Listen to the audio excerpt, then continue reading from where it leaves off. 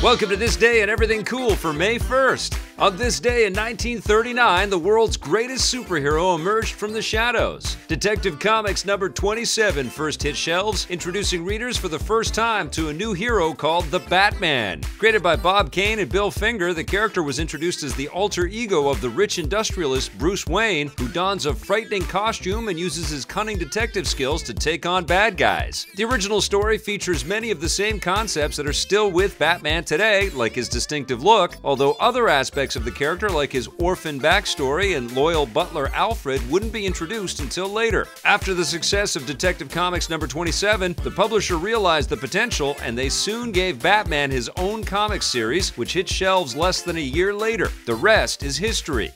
Audiences were introduced to a less heroic industrialist on May 1st, 1941, because that's when Citizen Kane premiered at the Palace Theater in New York City. It was the first feature film from 26-year-old theater and radio producer Orson Welles, who had already made a name for himself with a Broadway adaptation of Shakespeare's Julius Caesar and an infamous 1938 radio adaptation of the sci-fi novel War of the Worlds. Citizen Kane was a whole other level. Distributor RKO essentially gave Orson Welles a blank check to make whatever film he wanted, and he wrote, directed, and starred in a film about a rich newspaper tycoon who conquers the world but loses his soul. The character was a thinly veiled riff on the real-life newspaper tycoon William Randolph Hearst, who wasn't happy about the film, so he used all his power to prevent the movie from getting any publicity. This means that despite critical praise, Citizen Kane was a massive financial failure when it first came out, but eventually found new life and is today recognized as one of the greatest films ever made.